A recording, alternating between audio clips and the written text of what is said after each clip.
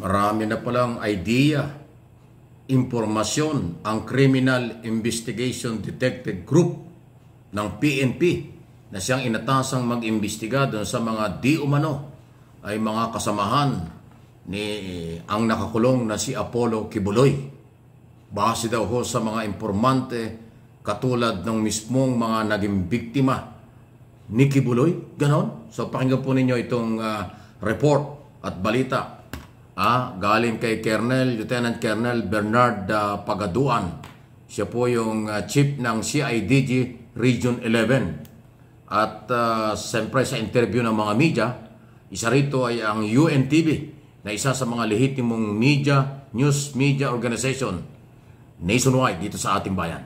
Former member kasi siya ng Angels of Death squad. So, ang revelation niya is mga workers, securities, yun ang mga members ng Angels of Death, and some retired PNP or AM. Kinokompirma na ng Philippine retired police National at military. Criminal Investigation and Detection Group ang impormasyong may mga retiradong pulis at sundalo umano sa hanay ng sinasabing Angels of Death ni Apollo Kibuloy.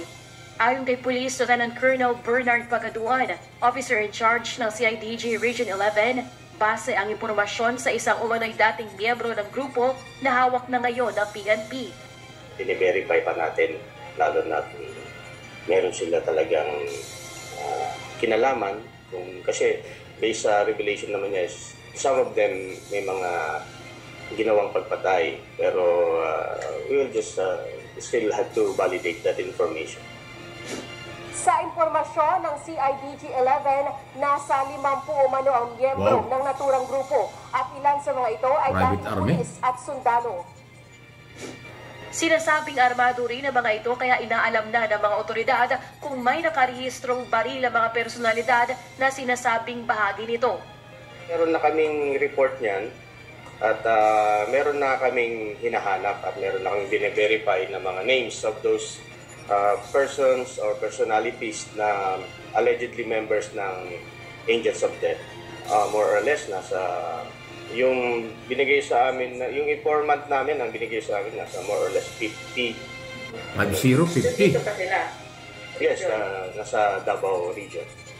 Una nang sinabi ng pambansang pulisya na iniimbestigahan nila ang aligasyong ginagamit umano ni Kibuloy na panakot ang Angels of Death upang huwag magsumbong ang mga biktima ng pang-aabuso. Itinanggi naman ng kampo ni Kibuloy ang paratang tungkol sa private army at iginiit na mayroon lamang prayer warriors ang religious leader. So ayan po yung balita tungkol dyan. Nagpapatunay lang yung mga naunang mga announcement sa press conference and interview ng media sa PNP ay ginagawa na. Hindi natatapos doon sa pagkaka-aresto kay Kibuloy at kasamahan at ngayon ay nasa korte na ang kaso. Kung hindi continuous pa rin ang mga follow-up operation ng CIDG, kaugnay naman dyan sa sinasabing grupong yan na mga di umano'y retired police at military na kasama ni Kibuloy. So hindi pa pala tapos ito, mahaba pa. At identify na nila. Ang sinasabi ni Colonel Bernard Pagaduan, identify nila, kilala na nila yung iba. So kaya dahil PNP national ito, mabilis ang coordination. Kaagad-agad pag na-identify kung anong mga baril meron sila at walang lisensya, may lisensya, tatanggalin ang lisensya. Kung wala, lalong another case yan, illegal possession of firearms. So, ayan po, yan yung batas na pinapairal. Rule of law na pinapairal.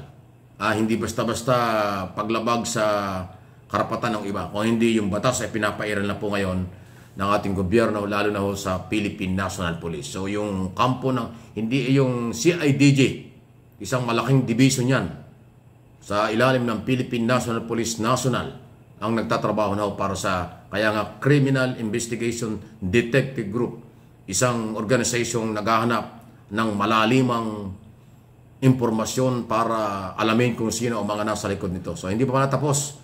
Expected natin na magkakaroon ng major development dito dahil ang complainant di umano ay biktima na tinatakot at tinakot after na di umano rin ay naabuso sa isong sexual abuse na kinasasangkutan ng nakakulong na si Apollo Kibuloy at iba pa. Ayan po. So, marami hong mga talagang balitang nangyayari at pinag-uusapan dito. Yun namang kaso ay nasa korte na. So, korte na ang bahala dyan. Kung kailan magkakaroon ng formal trial. Kasi noong nakaraang araw ay arraignment lang. Binasahan lang sila pero not guilty raw. So, wala daw silang ginawang ganon. Kaya not guilty, sabi ni Kibuloy. Pero ang korte, so pag sinabing not guilty, ayan ay tuloy ang trial. Labanan yan ng testigo at ebidensya. Kaya mahabang trial po ang ating aabangan dito.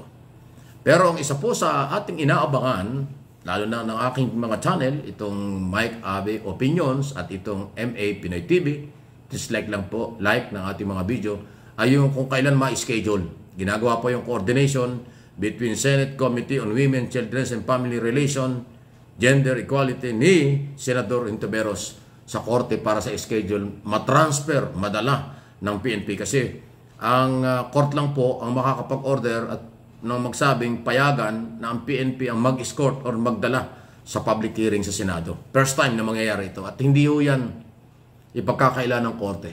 Dahil in aid of legislation, meron ding authority ang mga senador na ituloy yung kailang pag-iimbestiga. Kaya abangan natin kung kailan. Sana nga po next week mangyari na ito. Pero ang akala natin ngayong linggo ito mangyayari. Hindi ho naibigay yung tamang schedule.